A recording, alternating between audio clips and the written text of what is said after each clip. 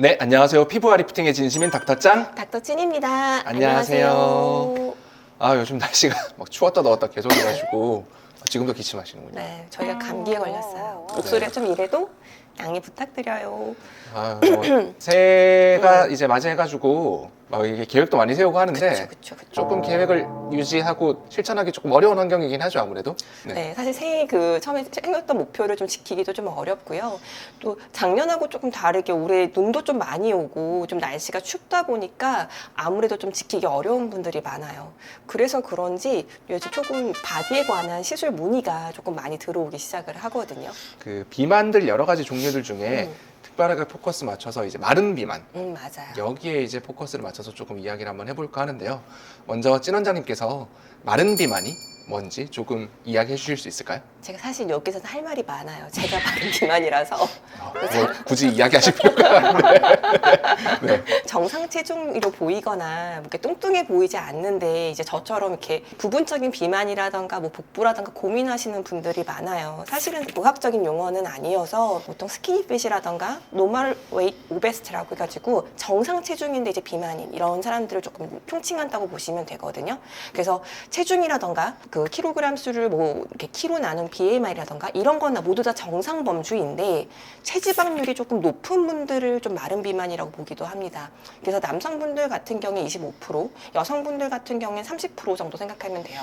이제 전체적으로 봤을 때 전체적으로 몸은 말랐는데 조금 자세라던가 순환이 나빠서 하체, 허벅지만 좀 볼록한 사람들도 있고 뭐 팔뚝이라던가 이런 데만 좀 볼록한 사람들 이런 사람들을 마른 비만이라고 생각하시면 돼요. 특히 형태적인 면에서 조금 먼저 이야기를 좀 해보면 내장 지방과 피하 네네. 지방에 대해서 먼저 조금 이야기를 해야 될 것 같은데 보통 우리 몸의 지방은 이 피부 밑에 그리고 근육 위에 있는 피하 지방과 내장 주변에 있는 내장 지방으로 나눌 수 있는데요.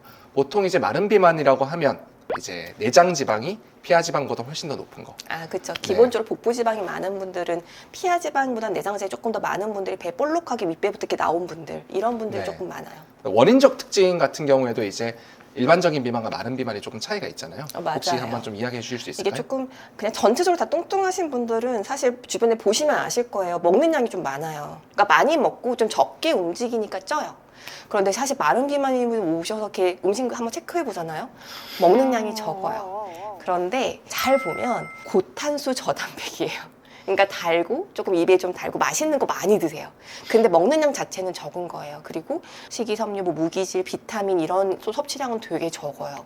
그러니까 이런 분들은 살 빼겠다고 음식량을 딱 줄여버리면 잘 안 빠져요. 근육량도 더 빠지고 그러니까 음식량을 줄이는데 포커스를 맞추면 진짜 힘들어져요. 살도 잘 안 빠지고 요요도 잘 오고. 사실 이런 이제 마른 비만이 생각보다 또 사실 엄청 위험하잖아요. 위험하죠. 대사질환에 노출이 되게 잘 네. 되니까요 라고 말하면서 되게 찔리네요. 오래 살아야 되는데 네, 저희 오래 살아야 돼요. 이 나이에 죽으면 안 되는데 이 생각하거든요. 마른 비만이 생각보다 위험한 이유가 내장 지방이 피하 지방하고 비교했을 때 몇 가지 조금 차이가 좀 있거든요. 내장 지방 같은 경우는 많은 연구 결과에서 이 내장 지방 안에 있는 지방 자체가 섬유화를 많이 일으키고 염증을 많이 일으킨다는 그런 연구 결과가 많이 있습니다.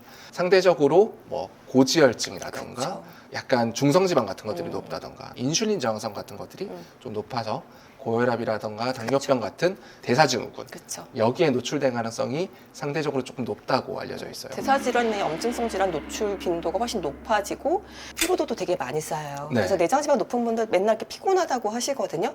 그거는 내장지방 줄이는 게 답이에요. 네, 맞습니다. 심지어 어떤 연구에서는 마른 비만이 일반적인 비만보다 위험한 이제 질환에 노출될 가능성이 더 높다는 그런 연구도 있어요. 그만큼 내장 지방이 상대적으로 많은 사람들이 자기가 이제 별로 뭐 살이 별로 안 쪘으니까 위험하지 않겠지라고 생각을 하지만 그쵸. 사실은 생각보다 위험한 질환, 성인성 질환에 노출될 가능성이 높다라는 거. 그 부분을 조금 기억을 해주셨으면 좋겠고 본인은 날씬하고 또 주변에서 봤을 때 날씬하니까 맞아요.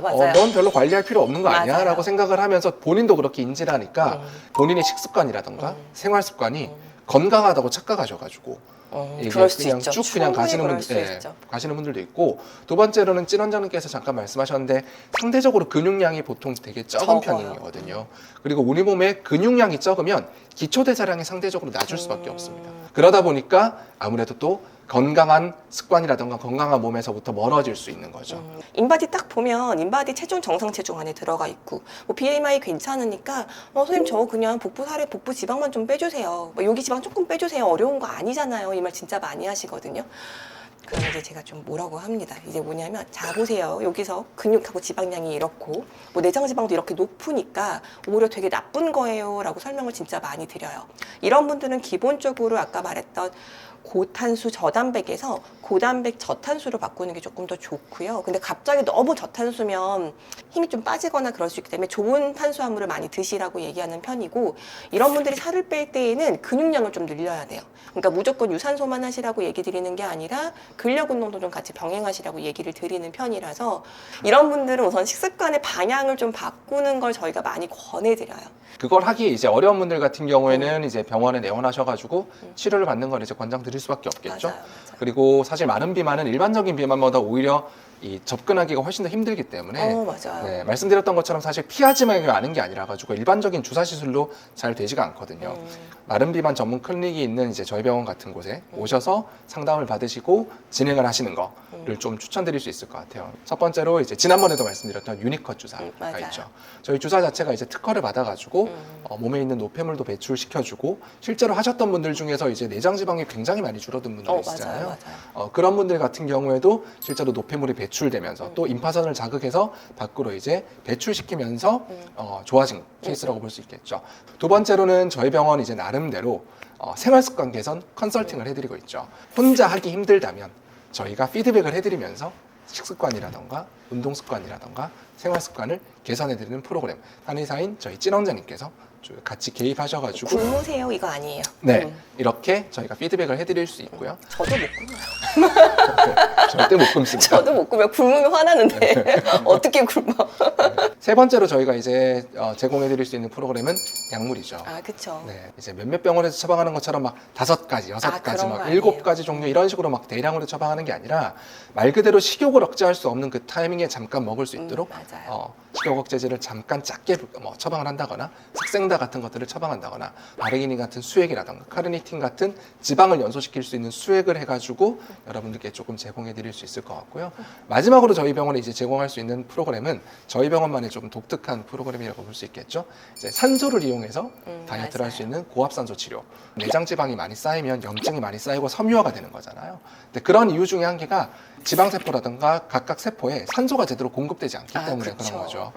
근데 고압산소 치료는 말 그대로 압력이 높은 산소를 이렇게 열심히 세포 쪽으로 공급함으로써 이 세포가 열심히 더 일을 할 수 있도록, 그리고 조금 더 연소될 수 있도록 도와주는 개념이 됩니다. 그래서 실제로 고압산소 치료 기계에 들어갔다 나오시면 약간 운동하지 않았는데 약간 운동한 듯한 느낌? 그래요. 네, 실제로 많은 분들이 하고 나면 되게 배고프다고 표현을 하시거든요.